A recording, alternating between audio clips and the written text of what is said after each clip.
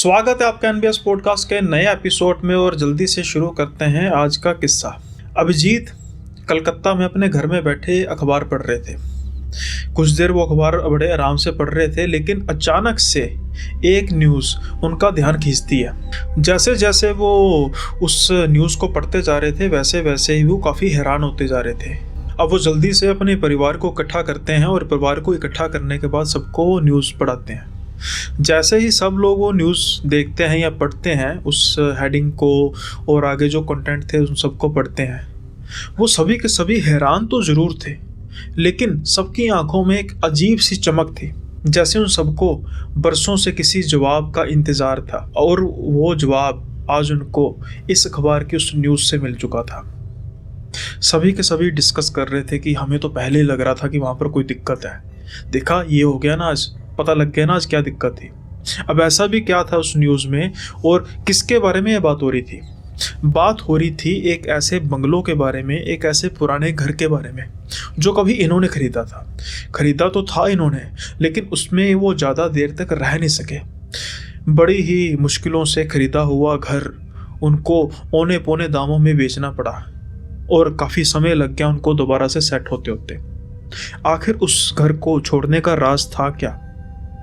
और आखिर ऐसा भी इस न्यूज़ में क्या लिखा था जिससे इनको ये साबित हो गया कि कहीं ना कहीं उस घर में कुछ ऐसा था जो इनको रहने नहीं देना चाहता था और उन्होंने उस घर को छोड़कर अच्छा किया।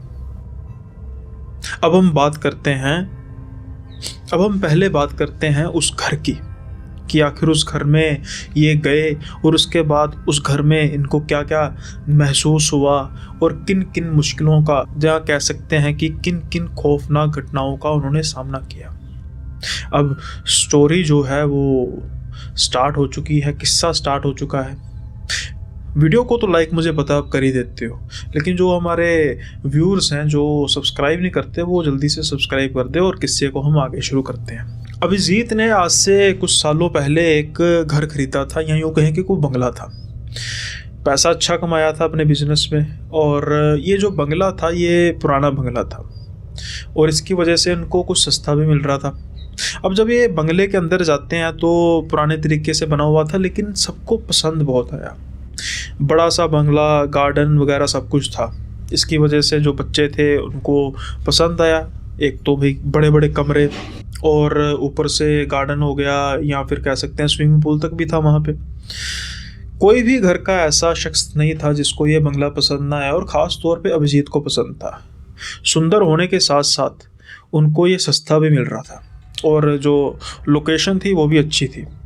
लेकिन अक्सर ऐसे घर जो देखने में काफ़ी सुंदर हों और काफ़ी सस्ते मिल रहे हों, उनका कोई ना कोई इतिहास होता है। क्या इसका भी कोई इतिहास था? इसका भी कोई खौफनाक इतिहास था। और इसके अलावा इतना सस्ता मकान बंगलो मिल रहा है और ये भी सेंस ना की जाए कि इतनी देर से खाली पड़ा है और कोई औने पौने दामों में बेच रहा है, तो कुछ ना कुछ तो होगा। लेकिन जब लालच आ जाता है और जब सोचता है इंसान कि भाई ये एक अच्छी चीज़ सस्ते दामों में मिल रही है तो क्यों ना इसको जल्दी से हाथ मार लिया जाए इस पर। अब ये घर में, उस बंगलों में आ तो गए, लेकिन इनका जीना काफ़ी मुहाल होने वाला था।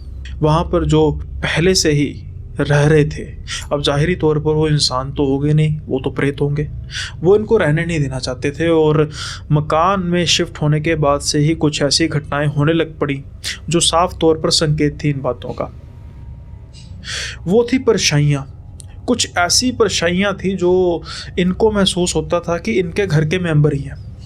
एग्जाम्पल के तौर पे कि इनके जो बच्चे थे वो अपनी मदर को ढूंढते ढूंढते रसोई में जाते, वहाँ पर इनको लगता कि इनकी माँ रसोई में, लेकिन अचानक से पीछे से इनकी जब माँ की आवाज़ आती तो दोबारा से ये देखते तो रसोई में कोई होता नहीं था। अब इस बात की जस्टिफिकेशन तो कुछ होती नहीं। इनकी पत्नी को अमूमन रात को जब ये सोती थी तो इनको लगता था कि आसपास परछाइयाँ घूमती हैं, लेकिन शुरू में मकान नया होने की वजह से इनको लगता था कि अभी एडजस्ट होने में टाइम लग रहा है, तो शायद इसकी वजह से अभी ये चीज़ें धीरे धीरे ठीक हो जाएंगी। लेकिन क्या होता था कि जो इनके रूटीन के काम थे वहाँ पर भी इनको दिक्कत आने लग पड़ी। कभी कभी जब ये अपना काम कर रही होती तो अचानक से इनको पीछे से कोई ज़ोर से चीखने की आवाज़ आती। ये सारा घर छान मारते लेकिन कोई मिलता नहीं। अब एग्जाम्पल के तौर पे और भी क्या होता है कि जैसे ये 12 बजे देख रही हैं कि इनकी बेटी अपने रूम में जा रही है, जिसका सवाल ही पैदा नहीं होता, क्योंकि 12 बजे के आसपास तो इनकी बेटी स्कूल होती थी और इनके रूम में जब ये जाती थी अपने बच्चे की तो वहाँ पर कोई होता नहीं था। अब इन बातों की, इन समस्याओं का हल नज़र नहीं आ रहा था और इन्होंने अपने पति से भी बात की, लेकिन वो भी इस चीज़ को दरकिनार कर देते थे। वो कहते थे कि यार तुम्हारा वहम होगा, नई जगह पे आए हैं। लेकिन कुछ तो था जो इनको परेशान कर रहा था। और एक सबसे कॉमन चीज़, जब भी ये ख़ास तौर पर इनके बच्चे और ये किसी को देखते जो इनके जैसा लगता था, पहले तो बिल्कुल उसकी शक्ल दिखाई नहीं देती थी और जो भी होता उसकी जो गर्दन थी वो इनको टेढ़ी दिखाई देती थी, जैसे कि बिल्कुल ऐसे टेढ़ी करके।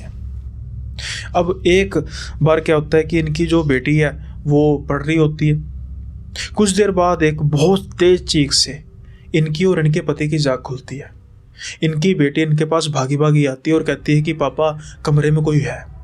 तो ये कहते हैं कि कौन है कमरे में? कहते नहीं, कोई है कमरे में। अब ये भागे भागे जाते हैं तो देखते हैं कमरा बिल्कुल खाली होता है। तो इनके पापा गुस्से होते हैं कि तुझे वैसे ही पढ़ते पढ़ते लगा हुआ। कहते नहीं, मैं बेड पर बैठ कर पढ़ रही थी, जो सामने टेबल है वहाँ पर एक किताब पड़ी है, वो देख पा रहे हैं आप? तो वो देख रहे हैं। कहते हैं आप उसमें किताब में आपने कुछ अजीब सी चीज़ नोट की? वो कहते हैं क्या? कहते हैं कि ये किताब खुली हुई है। तो इनके पापा कहते हैं कि खुली है तो इसमें कौन सी अजीब चीज़ है?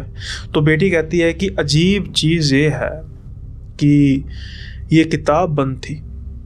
अचानक से मुझे हल्की सी आवाज़ आई तो मैंने देखा किताब खुली हुई है। मुझे भी लगा कि शायद मैंने इस किताब को खोला होगा गलती से, लेकिन मेरे देखते ही देखते उस किताब के पन्ने खुद ब खुद पलटने लग पड़े। हवा का तो कोई काम ही नहीं। पंखा आप देख रहे हैं बंद है और इसके अलावा कोई खिड़की भी नहीं खुली जिससे हवा आ सके। और ये किताब इतनी मोटी है कि इसी खुद ब खुद खुली नहीं रह सकती। ये बात इनके पिता ने नोटिस की, लेकिन वो कर भी क्या सकते थे। वो कहते हैं कि फिर भी कुछ ना कुछ होगा, कोई बात नहीं, तुम मेरे रूम में आके, हमारे रूम में आके सो जाओ। लेकिन ये कितने दिन तक चलने वाला था। एक बात इनके घर में एक और होती कि इनके पंखे आए दिन खराब होते थे। खराब इन दी सेंस की, जो नॉर्मल एक पंखा बिल्कुल सीधा होता है, खुद ब खुद जब ये कहीं किसी काम से बाहर जाते, सारे का सारा परिवार वापस आते तो वो पंखे टेढ़े होते थे, जैसे किसी ने उसको टेढ़ा किया। ये बात इनकी समझ में आती नहीं थी। पैरानॉर्मल एक्टिविटी थी ये, लेकिन ये इनके पिता समझने के लिए तैयार नहीं थे। काफ़ी कुछ और भी होने वाला था, शायद किसी बड़ी घटना का ये इंतज़ार कर रहे थे। अब क्या होता है कि एक बार इनकी पत्नी सो रही होती है। कुछ देर बाद इनको अचानक से जाग आती है तो देखती है कि इनके कमरे के बाहर कुछ परछाइयाँ हैं। इनको गुस्सा आता है कि शायद इनकी बेटी घूम रही होगी, शायद फ्रिज से कुछ लेने लगी होगी। लेकिन जब ये बाहर जाती हैं तो ये देखती हैं कि कोई है ही नहीं। अपने बेटी के रूम में जाती है, वो तो आराम से सो रही थी। जब ये उस रूम से बाहर निकलती हैं तो देखती हैं कि इनके पति अपने कमरे की तरफ जा रहे हैं। इनको लगा होगा कि मेरे उठने की वजह से भी उठ चुके होंगे और वो भी अपने कमरे में जाके आराम से लेट जाती हैं। इनके पति इनके बगल में ही लेटे थे। लेकिन कुछ ही सेकंड बाद अंदर से फ्लश की आवाज़ आती है, बाथरूम से, टॉयलेट से, और दरवाज़ा खुलता है और ये देख के हक्की बक्की रह जाते हैं कि इनके पति बिल्कुल इनके सामने वॉशरूम से आ रहे हैं और बगल में तो कोई है ही नहीं। एक और अजीब चीज़ थी कि जो इनके पति जा रहे थे, जिनको इन्होंने देखा था, वो गर्दन टेढ़ी करके जा रहे थे इस तरीके से। ये तो डर से कांपने लग पड़ती हैं और अपने पति को सारी बात बताती हैं, लेकिन उसके बावजूद भी इनके पति किसी की बात मानते नहीं। लेकिन वो कहते हैं ना कि जब किसी चीज़ की हद हो जाती है तो फिर ही कुछ करना पड़ता है। एक बार क्या होता है कि ये अपनी बेटी के रूम में जाती हैं और जब रूम में जाती हैं तो चीखों से सारे का सारा घर कंपाने लग पड़ता है, क्योंकि ये देखती हैं कि पंखे पर इनकी बेटी लटक रही थी फांसी लगाकर। ये चीखें मारी जा रही थी, लेकिन इनके पति तो कुछ सुन ही नहीं रहे थे, जैसे कि वो बड़ी गहरी नींद सोए हैं और वो घर पर भी थे। अब ये भागे भागे अपने पति के कमरे में जाती है और वहाँ पर जाके तो ये लगभग बेहोश हो जाती है, क्योंकि जो नज़ारा इन्होंने अपनी बेटी के कमरे और वही नज़ारा ये अपने कमरे में देख रही थी। इनके पति भी वैसे ही लटके हुए थे उस पंखे पर फांसी लगा के। अचानक से इनकी जाग खुलती है और जब ये पति को देखती हैं तो इनके पति आराम से सो रहे होते हैं और ये सोचते हैं कि थैंक गॉड ये सपना था, लेकिन इतना डरावना सपना। अब ये अपने पति को उसी समय उठाती हैं और कहते हैं कि मैं इस घर में अब नहीं रह सकती, जो मर्जी हो जाए। अब रात के समय में किया जा सकता था, लेकिन अब ये सब जब हरकतें सब कुछ बताया गया तो फिर इन्होंने डिसाइड किया कि हम इस घर को जल्दी से जल्दी छोड़ देंगे, जितनी जल्दी हो सके छोड़ देंगे। फिर उस घर को छोड़ दिया जाता है और कुछ समय बाद उसको बेच दिया जाता है, काफ़ी घाटा खा के, लेकिन जान है तो जहान है। लेकिन इस सब चीज़ों का उस न्यूज़ से क्या लिंक, जिसको देख के सबको कम से कम ये सेटिस्फेक्शन थी कि हाँ हम ठीक थे, खास तौर पर इनकी पत्नी, क्योंकि ये तो पहले मानते नहीं थे।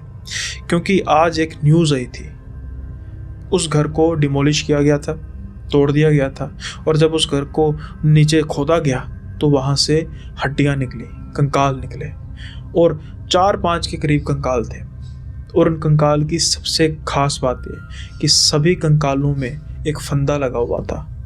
अब इस चीज़ की भी क्या हिस्ट्री कि ये कंकाल किसके हैं। तो फिर कहा जाता है कि जो इस घर की हिस्ट्री थी कि काफ़ी समय पहले यहाँ पर एक काफ़ी संपन्न परिवार रहता था, लेकिन धीरे धीरे करके वहाँ के जो लोग थे वो गायब होने शुरू हो गए, एक एक करके गायब होते गए। फिर जो सबसे आखिरी शख्स था वो यहाँ से बाहर चला गया, फॉरेन कंट्री चला गया, और उन गायब लोगों का आज तक कहीं पता ही नहीं लगा। शायद अब ये बात साफ हो चुकी थी कि वो गायब लोग थे कहाँ पे और उनके साथ क्या हुआ। अब उन्होंने सुसाइड किया या फिर उनको कुछ हुआ, या कुछ ऐसी शक्तियाँ थी घर में जो उनको मरने पर मजबूर करती थी, उनको फंदा लगाने पर मजबूर करती थी, ठीक इनकी तरह। और जब भी कोई मरता, शायद इस चीज़ से बचने के लिए वो इंसान उनको ज़मीन में गाड़ देता।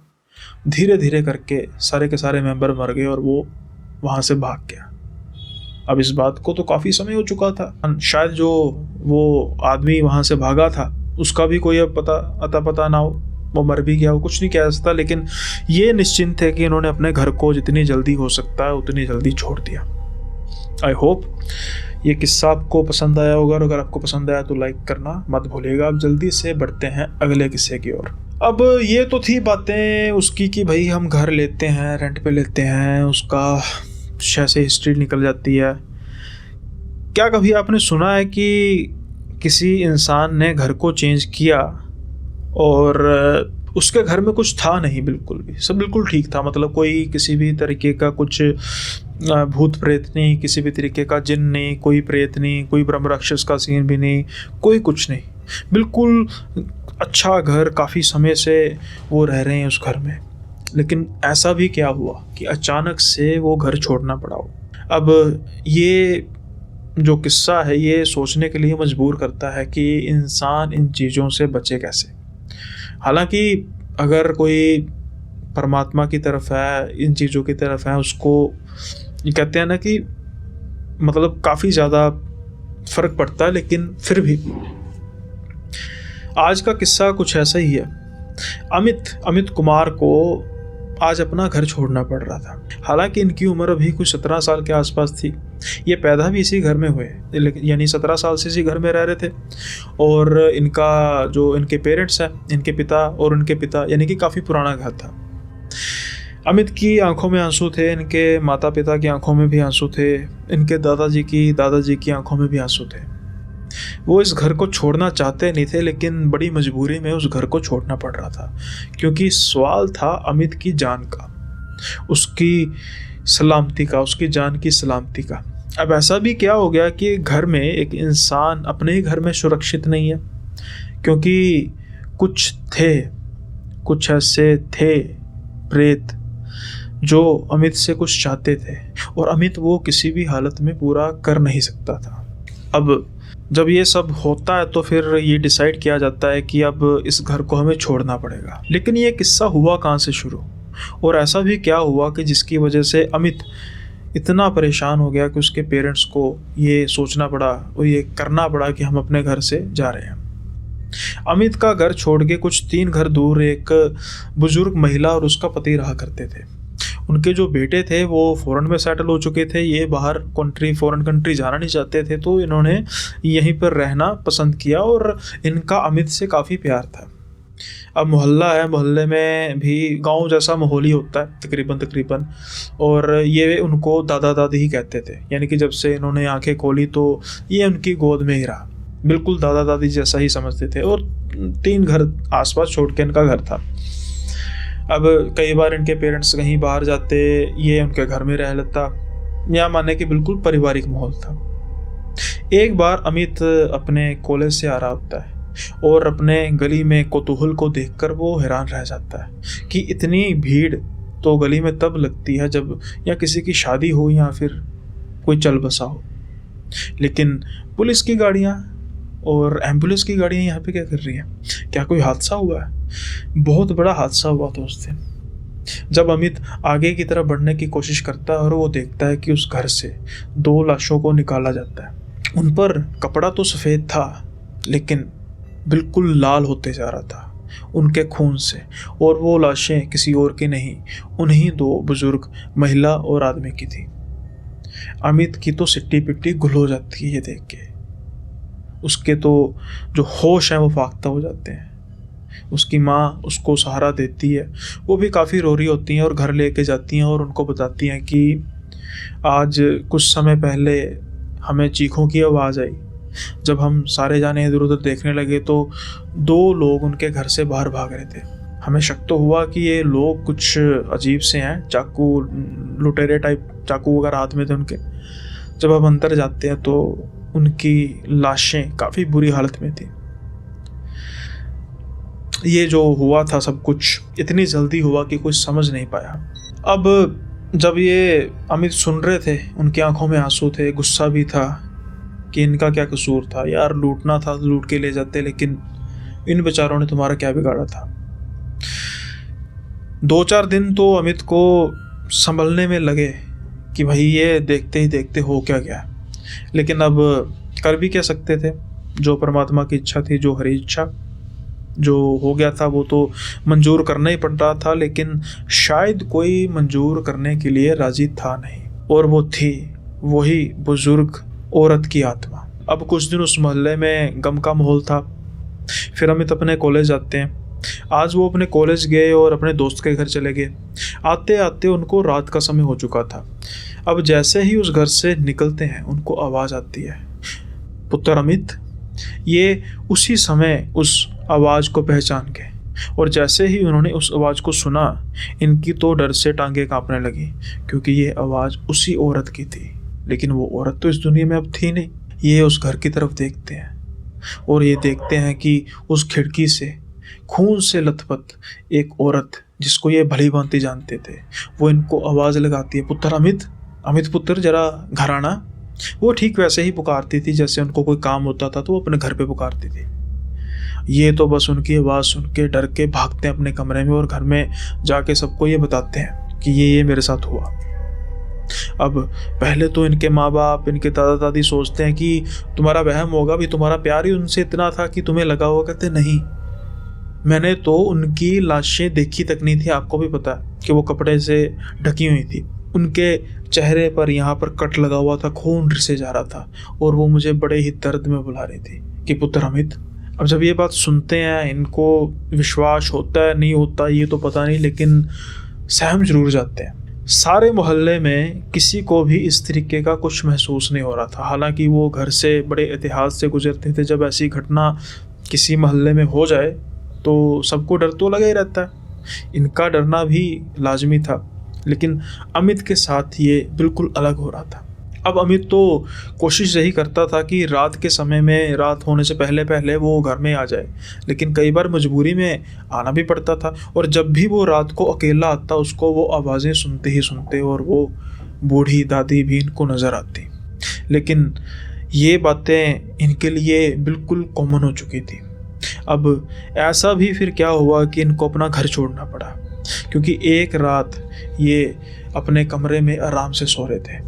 अचानक से इनको लगा कि इनकी जो खिड़की है दरवाजे की, वो खुली है हल्की सी। हालांकि इन्होंने अंदर से कुंडी लगा के बंद की थी, लेकिन इनको महसूस हुआ कि खुली है। जब ये गए तो वो खुली हुई थी। इनको फिर लगा कि मेरा वहम होगा, शायद मैंने गलती से खोल दिया होगा इसको, ये बंद करके सोते हैं। लेकिन कुछ समय बाद फिर से इनको आवाज़ आती है कि जैसे खिड़की किसी ने खोली है। इस बार ये उठते नहीं हैं और इस बार ये आराम से लेटे रहते हैं। लेकिन कुछ समय बाद इनको फिर से आवाज़ आती है, पुत्र अमित, मैं तुझे कितने दिन से बुला रही हूँ, तू मेरी बात नहीं सुनता। देख, जिन्होंने मुझे मारा है ना, मुझे मुझे मुझे मुझे इंसाफ चाहिए पुत्र, हमारी उम्र नहीं थी अभी जाने की। ये तो इनको सुन के पहले लगता है कि शायद कोई सपना, लेकिन जैसे ही आँख खोलते हैं, इनके बिल्कुल साथ वाली चेयर पे बैठी थी। वैसे ही खून उनके चेहरे से रिस रहा था, जो कट लगा हुआ था वहाँ से हल्के हल्के कीड़े बाहर आ रहे थे। ये देख के तो इनकी चीखें निकल जाती हैं और ये भागते भागते अपने कमरे से बाहर निकलते हैं। आज वो दिन था जिस दिन इनके घर वालों को ये महसूस होता है कि वो जो बूढ़ी औरत है, उनकी आत्मा, जब तक वो लुटेरे पकड़े नहीं जाएंगे, सब कुछ भी नहीं होगा, तो ये अमित का पीछा नहीं छोड़ेंगी, खास तौर पर इस घर में। इसी कारण से चाहते ना चाहते हुए मजबूरी में इनको उस घर को आज छोड़ना पड़ रहा था। नए घर में ये शिफ्ट होते हैं और सपनों में तो कई बार वो इनको आकर फिर वही डिमांड करती थी, लेकिन कभी भी इनको बिल्कुल असलियत में ऐसा महसूस नहीं हुआ कि वो बूढ़ी औरत इनके पीछे पीछे चली गई है।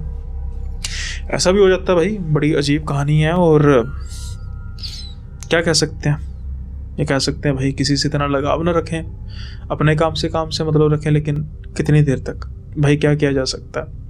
समाज में तो घुल मिल कर रहना ही पड़ता है। खैर, बढ़ते हैं हम अब अगले किस्से की ओर। ये जो अगला किस्सा है, ये भाई अब हम कह सकते हैं कि अगर हम बड़ी आम सी ज़िंदगी को जी रहे हैं, मतलब आम सी ज़िंदगी का मतलब है कि परमात्मा का नाम ले रहे हैं और अच्छा कमा रहे हैं, अच्छा नहीं कमा रहे, या फिर कुछ भी हम ऐसा एक्स्ट्रा ऑर्डिनरी नहीं कर रहे, या हमारी कैपेबिलिटी के बाहर है, मतलब ऐसी चीज़ें जो हमें लगता है कि भाई जिसको हम हैंडल नहीं कर पाएंगे तो फिर क्यों करें ऐसे काम। आज का जो किस्सा है वो ऐसा ही है। राजन को उसके फूफा जी का फ़ोन आता है। वो कहता है कि राजन बेटा, तुमसे एक छोटा सा काम है। तो राजन कहता है, फूफा जी बताइए क्या काम है। वो कहते हैं कि बेटा, बात ऐसी है कि हरी को ना हमने तुम्हारे घर एक दिन छोड़ना है, तो छोड़ सकते हैं। तो राजन कहता है कि फूफा जी, ये भी कोई कहने वाली बात है, भाई जितने दिन मर्जी रहे। तो फूफा जी कहते हैं कि भाई तुम्हें तो थोड़ा बहुत पता ही है उसका जो व्यवहार। कहते हैं फूफा जी बात ही नहीं कोई, फिर क्या हो गया, दवाई दुई चल रही है ना, कोई बात नहीं, आप मेडिसिन वगैरह साथ में, और कोई चक्कर नहीं है, आप हरी को भेज दो। अब फूफा जी ने कहीं जाना था उनके परिवार ने, और वो हरी को लेके जा नहीं सकते थे। हरी उनका बेटा था जो तकरीबन कुछ 22 साल के आसपास का था। अब फूफा जी हरी को छोड़ने आते हैं दिन के समय में। हरी भी बहुत खुश होता है, काफ़ी समय बाद मिल रहे थे आपस में और मिलके काफ़ी खुश होते हैं हरी से। अब जो इनके घर में जो है, मतलब ये खुद मैरिड है राजन, और इनका एक भाई है वो भी मैरिड है, और इनके घर जॉइंट फैमिली है, इनकी पत्नी, इनके वाइफ की पत्नी, इनके माता पिता। हरी आता है दिन के समय में, तो हरी बड़ी खुश होकर सबसे बात करता है और सबको बड़ा मतलब अच्छा भी, मतलब उनकी वाइफ के साथ इतनी, जैसे उनके और उनकी भाई की वाइफ के साथ इतनी इंटरेक्शन नहीं थी, तो फर्स्ट टाइम इंटरेक्शन होती है, और काफ़ी पढ़ा लिखा जेंटलमैन इंसान था। लेकिन जैसे जैसे शाम होती जा रही थी, वैसे वैसे हरी का स्वभाव जो था वो अजीब सा होते जा रहा था। काफ़ी घुल मिलकर बात करने वाला लड़का ऐसे बिहेव कर रहा था कि जैसे वो किसी से बात ही ना करना चाहता हो। अब थोड़ा बहुत राजन अपनी पत्नी और अपनी भाभी को बता देते हैं कि इसका थोड़ा सा जो ट्रीटमेंट चल रहा है, और मेंटल ट्रीटमेंट चल रहा है, और कुछ समस्याएं हुई जो हमें बहुत ज़्यादा जिसके बारे में पता नहीं है, और हम बहुत ज़्यादा मिलते भी नहीं हैं भाई, काम की वजह से नहीं मिलते। वैसे तो बचपन में हम खेलते रहते थे, जिगरी यार है हमारा, दोस्त भाई तो है ही है, जिगरी यार है। फिर कुछ कम हो गया और इसकी थोड़ी सी मेंटल स्टेट वैसी रही नहीं, जिसकी वजह से, या ये कहें कि वो कारण नहीं था जिसकी वजह से, बस था कि एग्जाम्पल के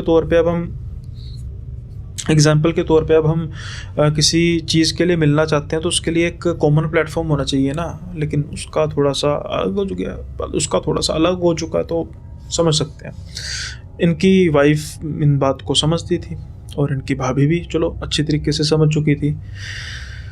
रात के समय में जब खाना खाने के लिए सारे बैठते हैं तो ये कहते हैं कि आप ऐसा करो, हरी नहीं खाना खाएगा, मतलब हमारे साथ नहीं खाना खाना पसंद करेगा, तुम उसके कमरे में ही दे आओ खाना। अब इनकी वाइफ जाती हैं वहाँ पे खाना देने के लिए, लेकिन अचानक से एक चीख की आवाज़ आती है और कुछ बर्तन गिरने की आवाज़ आती है।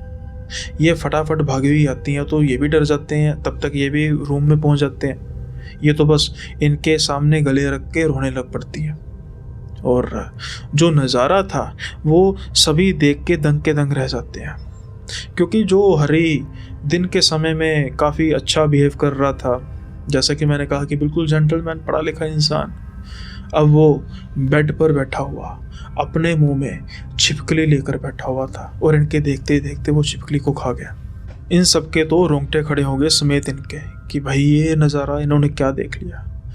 इनके सामने वो छिपकली खाता है और मुंह उसका खून से जो जबड़ा था वो लथपथ था।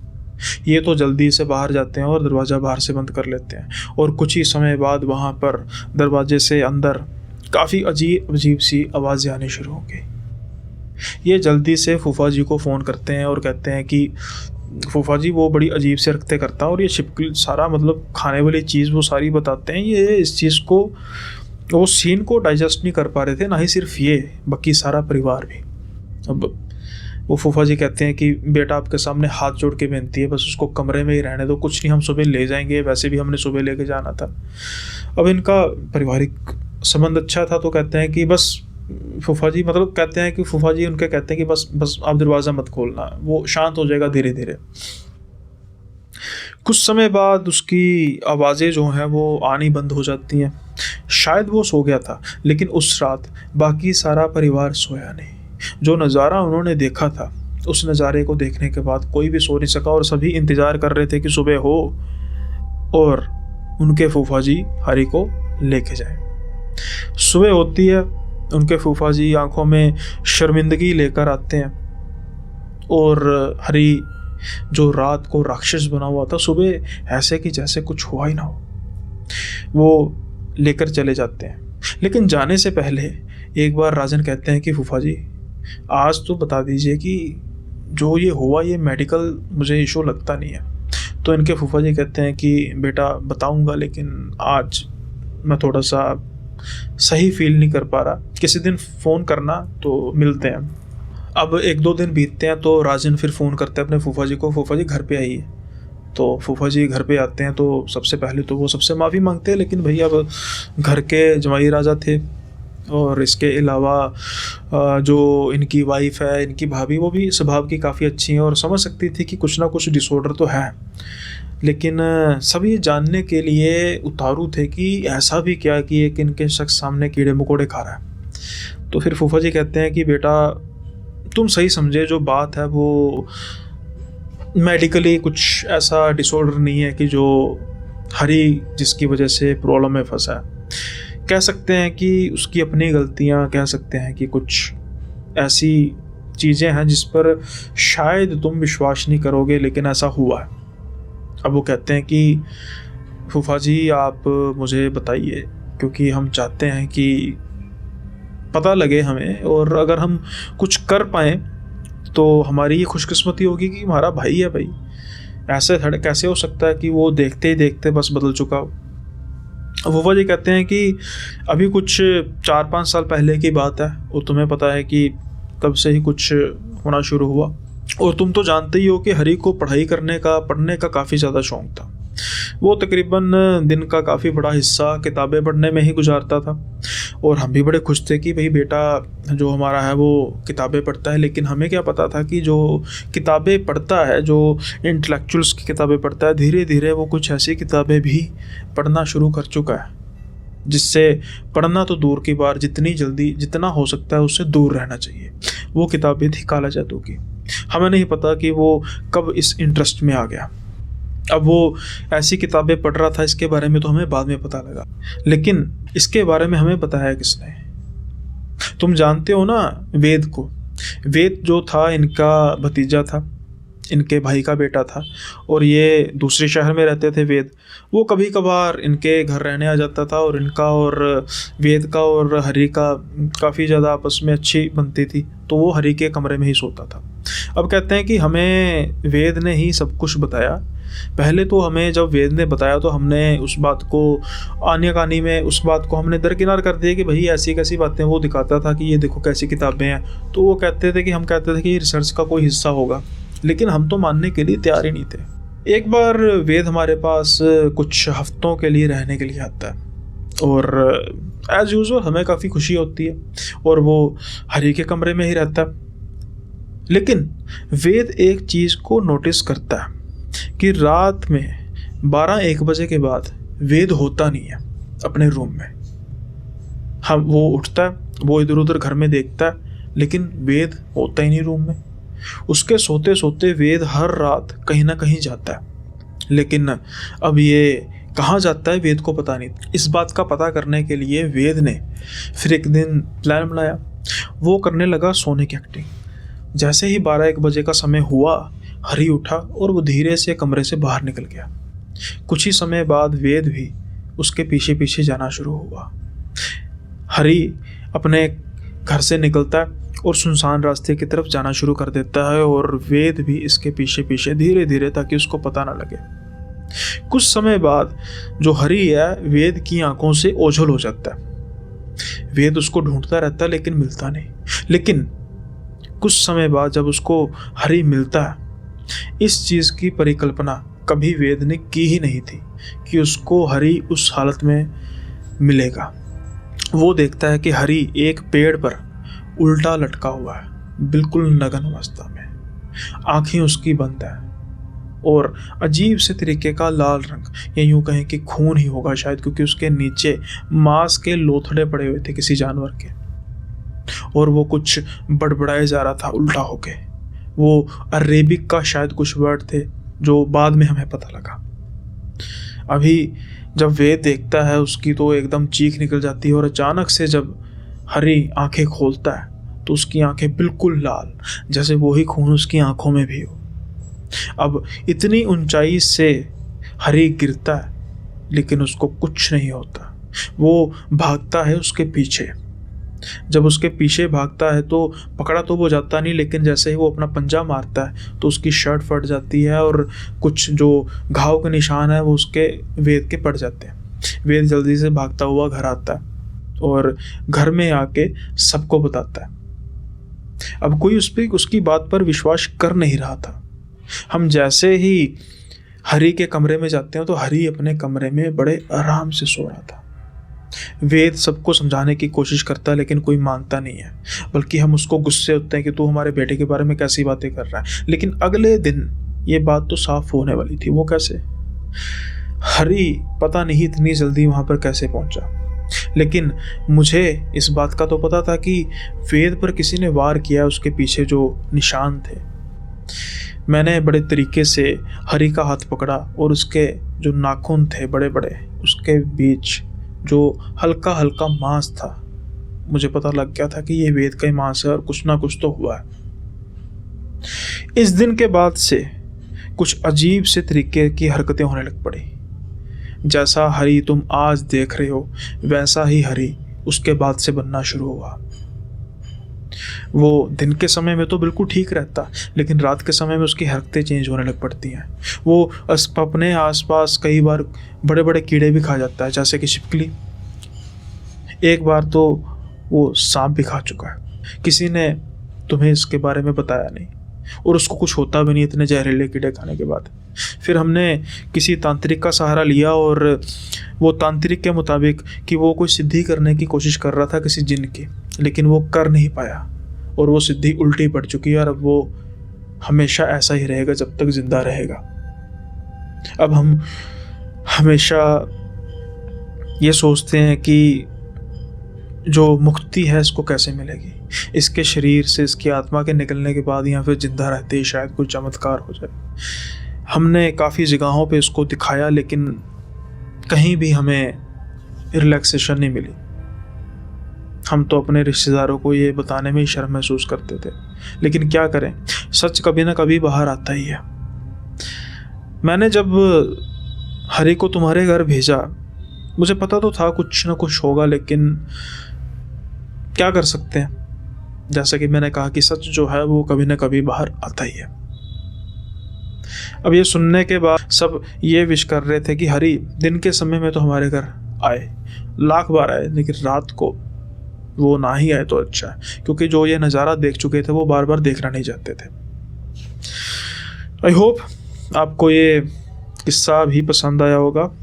सब्सक्राइब करना मत भूलेगा भाई, लाइक ज़रूर कर दीजिए। और जल्दी से बढ़ते हैं हम आज के क्रिटिकल कमेंट, सुजेशन या फीडबैक। तो जो आज का हमारा कमेंट है वो हमें भेजा है नॉलेज विलेज 615, इनका हैंडल है। ये कह रहे हैं कि सुनील भाई, छोटा सा सुजेशन है, बिल्डअप थोड़ा छोटा करो। मैं स्टोरी 7 मिनट बाद स्टार्ट मेन स्टोरी 7 मिनट बाद स्टार्ट होती है, इसमें भी कनेक्ट होने में टाइम लगता है भाई। स्टोरी ऐसे बिल्ड करो जिससे इंटरेस्ट बढ़ेगा, आगे क्या होगा क्या नहीं। मेरे भाई, जहाँ तक मुझे लगता है कि मैं तो स्टोरी बिल्डअप करता हूँ, इसलिए तो लोग सुनते हैं। अब आप 2 घंटे की मूवी देखने जा रहे हैं, और अगर हम उस मूवी को बिल्कुल सिंपल बनाए तो एक स्टोरी 5 मिनट में ख़त्म होती है। या कोई भी, नॉट ओनली मूवी, या फिर कोई भी वेब सीरीज़, या कोई भी जो भी है ना, नाटक है या कुछ भी है, तो बिल्डअप तो ज़रूरी है ना भाई। अगर बिल्डअप, लेट्स से आप कह रहे हो कि बिल्डअप बहुत बड़ा करते हैं, लेकिन जितनी स्टोरी की रिक्वायरमेंट होती है मैं उतना ही बिल्डअप करता हूँ। अब बिल्डअप में क्या होता है कि आप सुन रहे हो, है ना। सुनने का मतलब है कि जो मैं बोल रहा हूँ, बस ये जो स्टैटिक है, मेरे सिर्फ बोलने की आपको आवाज़ आ रही है, बाकी सब कुछ स्टैटिक है। तो जो मैं बोल रहा हूँ उसमें आपको इमेजिनेशन कैसे आएगी, मेरे बिल्डअप करने से ना। तो बिल्डअप में एग्जाम्पल के तौर पर मैंने एक बार पहले भी कहा था कि भाई स्टोरी ऐसे थोड़ा बोलते हैं कि ये कौवा था जी, उसका वो प्यासा था, अब वो घड़े में उसने पत्थर मारे। बस स्टोरी तो कहने को तो बस ये मैंने 4 लाइनों में ख़त्म कर दी, लेकिन इसको अब हमने पूरे ऐसे में चेंज करना है ताकि इमेजिनेशन पूरी हो। तो भाई आई एम रियली सॉरी, लेकिन मैं आपकी इस बात से जो सहमत नहीं हूँ कि स्टोरी बिल्डअप छोटा करो। बल्कि लोग कहते हैं कि स्टोरी का बिल्डअप इतना बड़ा होना चाहिए कि सस्पेंस तक लेके जाए, और आप कह रहे हो कि आगे क्या होगा क्या नहीं है, तो मैं बताता ही हूँ कि क्या ऐसा होगा, अच्छा ऐसा हुआ, तो ये बिल्डअप भी होता है और ये सस्पेंस ही होता है। बाकी देखिए, मेरे हिसाब से तो जो है बिल्कुल ठीक है। आप जो व्यूअर्स हैं, आप ज़रूर इसमें बिल्डअप करिए कि भाई जो मैं क्या स्टोरी का बिल्डअप करता हूँ वो छोटा करना चाहिए। और फ्रैंकली स्पीकिंग मुझे नहीं पता कि मैं कर पाऊँगा कि नहीं कर पाऊँगा, क्योंकि जिस रिदम में मैं कर रहा हूँ वो रिदम शायद पसंद आ रहा है, तो इसलिए ही कुछ ठीक हो रहा है। फिर भी will wait for your response. आप जितने भी व्यूअर हैं, मैं आपके रिस्पॉन्स का वेट करूँगा। उसमें क्वेश्चन क्या है कि क्या जो मैं बिल्डअप करता हूँ वो ना करके छोटा कर दूँ। अब 7 मिनट का बिल्डअप, वो तो स्टोरी पे डिपेंड करता है ना। लेट्स से अब स्टोरी आधे घंटे की होगी तो बिल्डअप भी उतना बड़ा होगा, स्टोरी 10 मिनट की होगी तो बिल्डअप भी उतना छोटा होगा। स्टोरी टू स्टोरी डिपेंड करता है ये। और ज़रूर कमेंट बॉक्स में लिखना कि क्या आपकी ये सोच है, या फिर स्टोरी में बस ऐसे ही बोल दूँ जैसे बाकी भी बोलते हैं, है ना। फिर फ़र्क क्या रहेगा। चलो, फिर भी आपके जो रिस्पॉन्स है उसकी वेट करूँगा। और आज का जो एपिसोड है उसको फिर ख़त्म करने का वक्त आ गया, और जल्दी से हम मिलेंगे अगले एपिसोड में। तब तक के लिए बाय बाय, अपना ख्याल रखिएगा।